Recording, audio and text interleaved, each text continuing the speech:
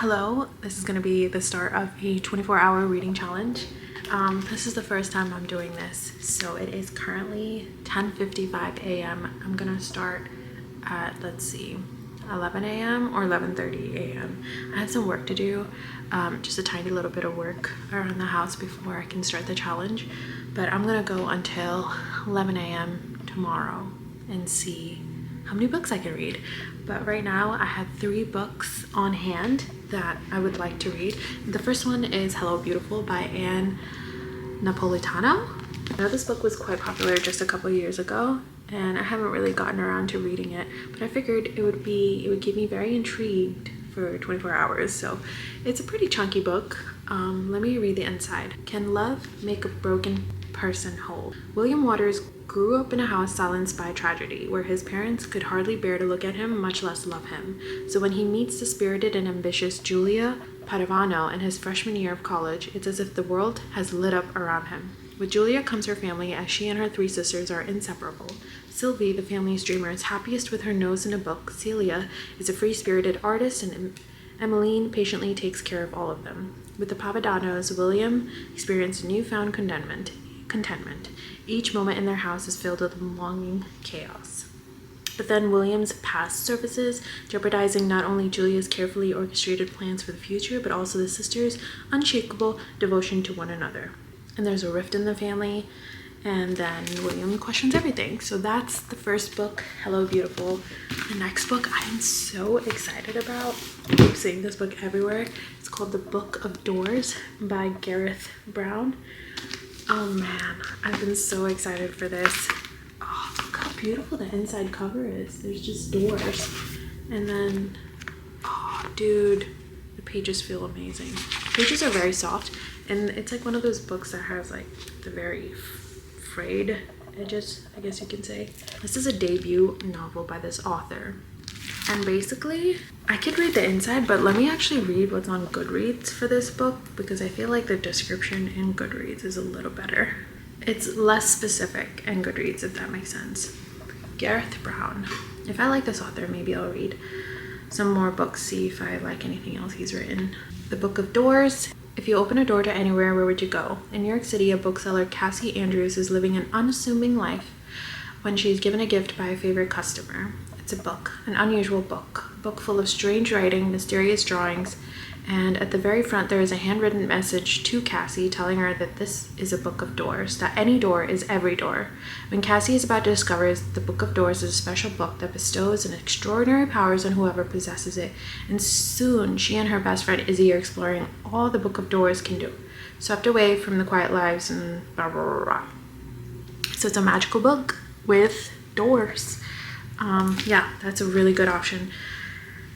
And I've been waiting to do like a challenge like this so I can read this book.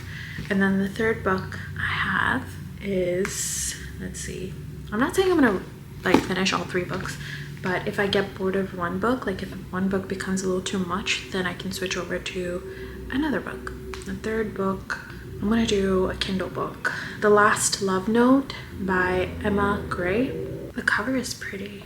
You may never stop loving the one you lost, but you can still find love again. Kate is a bit of a mess 2 years later after losing her young husband Cameron. She's grieving, solo parenting, working like mad at her university fundraising job, always dropping the ball and yet clinging to her sense of humor. Lurching from one comedic crisis to the next, she also navigates an overbearing mom and a Tinder-obsessed best friend who's determined to make Kate with her hot new neighbor. When an in-flight problem leaves Kate and her boss Hugh stranded for a weekend on the east coast of Australia, she finally has a chance, away from her son, to really process her grief and see what's right in front of her. Can she let go of the love of her life and risk her heart a second time? When it becomes clear that Hugh is hiding a secret, Kate turns to the trail of scribbled notes she once used to hold her life together. The first note captured her heart. Will the last note set it free? The Last Love Note will make listeners laugh, cry, renew their faith in the resilience of human heart and in love themselves. Pretty high ratings, 4.08. Yeah, those are the 3 books that I'm going to read in the next 24 hours. And if I get sleepy, I'm gonna sleep. I'm gonna take breaks to eat. I do have to go to the library So I might get like the audiobook for whichever book I'm reading at the moment, and then listen to that while I browse in the library, because I have to pick up some books and drop off some books. Other than that, I wasn't really gonna cook today, but maybe I will. Like maybe make breakfast or dinner or lunch. We'll see. But yeah, it's already 11:01, so I think I'm gonna start reading at around 11:30 and then go until tomorrow 11:30 and see how much I can read.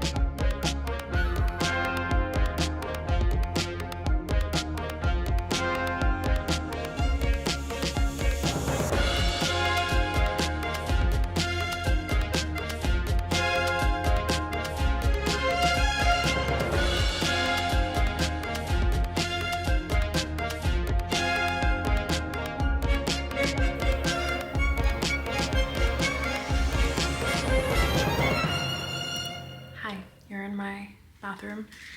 It's been 3 hours 5 minutes since I started the book.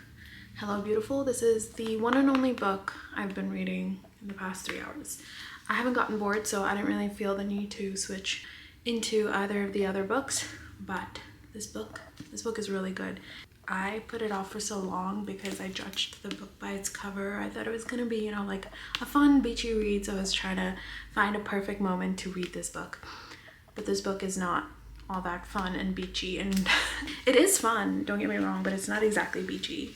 I'm on page 102, so that's how much I read. 102, that's about 25, maybe 30% of the book, according to my Kindle, a little bit over 30%.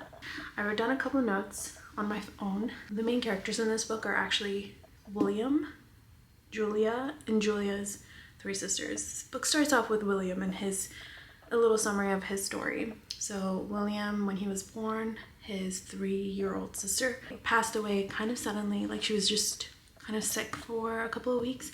Right after William was born, like a couple of days old, his sister passes away. Upon his sister passing away, his parents kind of become very emotionally distant from William and each other. So they don't really have like a bond, all 3 of them. They're all in their own world, and William grows up without any emotional support from his parents. Some of the sad parts include, like, William gets sick and he has to cough. He goes into his closet and he coughs in his closet because he doesn't want to worry his parents if they hear the cough, because that's how his sister passed away. I thought that was so sad. And then when he's going away to college, he doesn't think he will ever meet his parents again. There is a line, let me read it to you. It's on page 8. In late August 1978, William kissed his mother goodbye at the train station and shook his father's hand. With his palm pressed against his father's, William had the strange thought that he might never see his parents again, that they'd only ever have one child, and it wasn't him. So that one child was his sister who passed away. So like I said, he has no emotional connection to his parents. Although like he does seem very sad about it, he gets through life okay, you know, at least like until where I am in the book. He focuses on basketball, being like the star basketball kid in a school, and then he goes on to play basketball in college as well. He studies, so when he's not playing basketball, he studies, and then he meets Julia in college. Just a couple months into college, he meets Julia and Julia's 3 sisters. They start dating. Upon graduation, Julia and William get married. Julia's dad passes away. Julia's mom and dad, they don't really have the best of relationship, meaning like they're very indifferent towards each other for very clear reasons, but there's not really like that direct love there. So Charlie, Julia's dad, this is the sister, you know, the dad of the family, he passes away. William sees Julia's mom and dad as his mom and dad. Like, it was so sweet. On their wedding day, Julia's mom, Rose, asks William to call her mom, and he does. It was very sweet how the author did that. It's very, very sweet. Julia and William decide to get married. William's mom and dad, they don't attend the wedding. They phone to tell William's mom, but she's just very nonchalant about it. They send him a check for $10,000, and he never cashes in that check. At least not until like where I am in the book. Another thing that I like about this book is Julia is very headstrong. She knows what she wants. Like, she absolutely knows what she wants, and she goes after it. She's kind of like the planner of her family. She plans for her siblings, each of her sisters. She plans for them, and they are happy to let her do that, you know? The other siblings are Sylvie. She's the second oldest. She is a reader. She goes to college. She works as a librarian. She's independent. She's cool. The third and fourth are twins. Cecilia and Emmeline, they're twins. Cecilia is the youngest. She's an artist. Emmeline she's very compassionate. She's very good with kids and family. So she works at daycare. She does babysitting and all those things. But anyways, William loves this family, right? He gets along with the sisters, but he feels like between the marriage between him and Julia is not as strong as her bond with her sisters, and I feel like he's okay with that. He sometimes feels like he's the one who's third wheeling when her sisters are there. 30% in, father passes away, things are happening. But right now, I need to actually go to the library, return some books, and pick up some books. And I also need to get a new library card, or rather renew my library card. It expired yesterday, so let's see. I hope everything works out okay. But yeah, I'm gonna take a little 45-minute break. I'm not gonna stop the timer. This timer is not gonna be stopped until tomorrow, 11:30-ish. I'm not gonna stop it, but I'm gonna take a 45-minute break and go to the library and all those things. I did take a break earlier to make lunch, and I was reading on my Kindle. I have the Kindle version of this book as well. I was reading it on my Kindle while I was eating.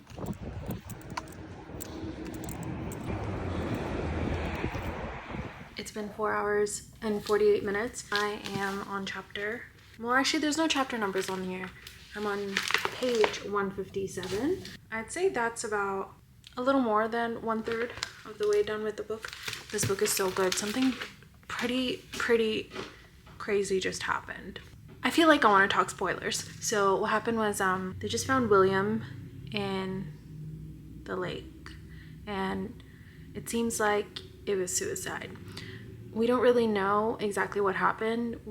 From William's POV, there was a small section where he was just walking into the lake, but we're kind of unsure why he was doing that.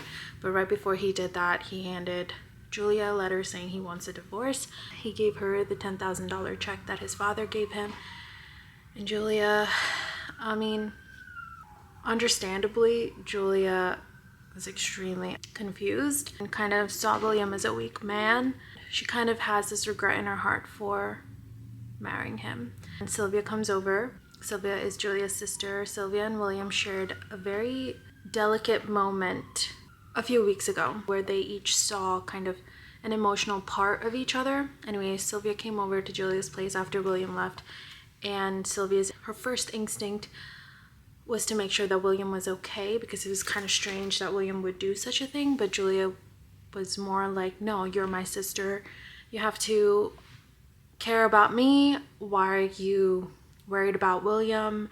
William left us, but Sylvia's more like William wouldn't do that. Like William wouldn't just do that and be okay.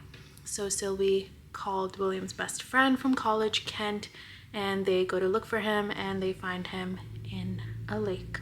Thankfully he survived. They took him to the hospital. In the hospital, Sylvia tells the hospital workers that she's his wife. They let him see him, and that's kind of where I left off. So William and Julia were having a couple of problems, I guess. Miscommunications. William stopped teaching. He is a teaching assistant at the college while he's finishing up grad school, but he stopped going to class. Instead, he was going to the gym to see his old team play, and he was just kind of shadowing a physiotherapist there, and he's just not himself, and we don't really know what's happening. He's just very confused. He's hurt, and I think this is all the childhood suppression of emotions, the lack of emotional support from his parents coming back to catch up with him. Almost at 5 hours, that much through the book. I'm gonna continue to read it. I don't really want to give it a break right now.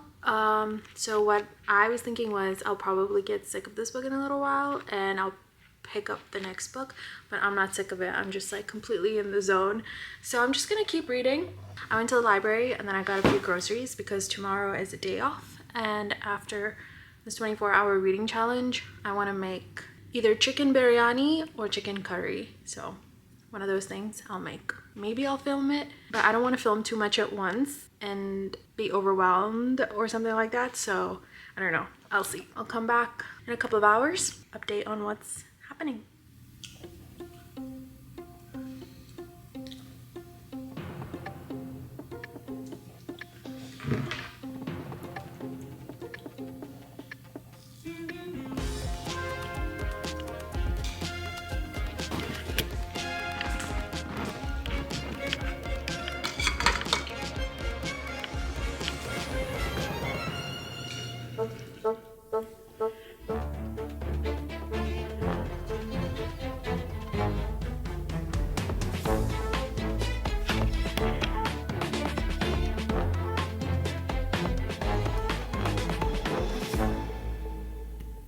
Hi, it's the next day. It's been 24 hours and I haven't finished a single book.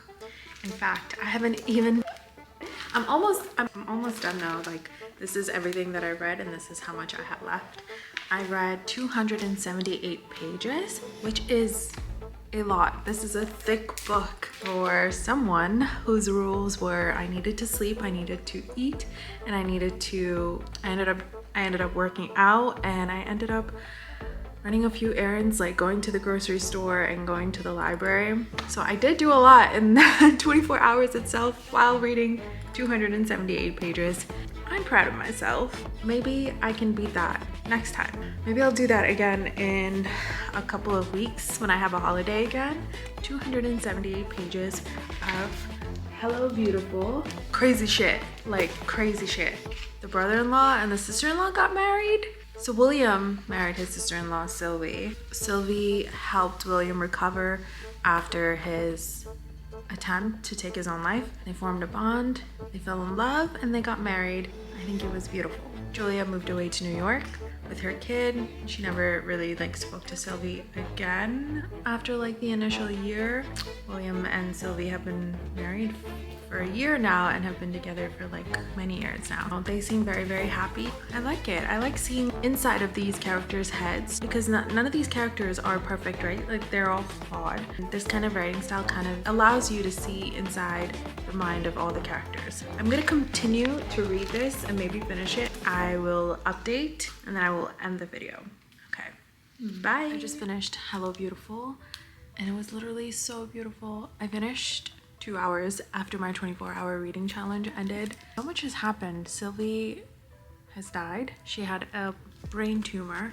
She passed away. Upon her death, family reunited. The ending was just perfect. I feel like I need a couple of days to process this book, as what typically happens when I read a book that I really like or that I connect with. I'm unable to process it, I guess, fully on the day that I finish. It doesn't necessarily mean it's my favorite book or I like the characters, the plot is amazing or anything like that. It's just that something about the book just opened up tiny little doors in my brain. I feel like this book really allowed me to step into the shoes of such flawed characters. We literally saw the life of these 4 sisters from top until the day one of them died. Impact of that death to that family. I'm so glad I read it over the past 24 hours, and I'm just gonna keep thinking about this for a little while. With that being said, I do have my next book picked out. My next book is going to be The Book of Doors. That's it for the 24-hour reading vlog, and that's it for Hello Beautiful.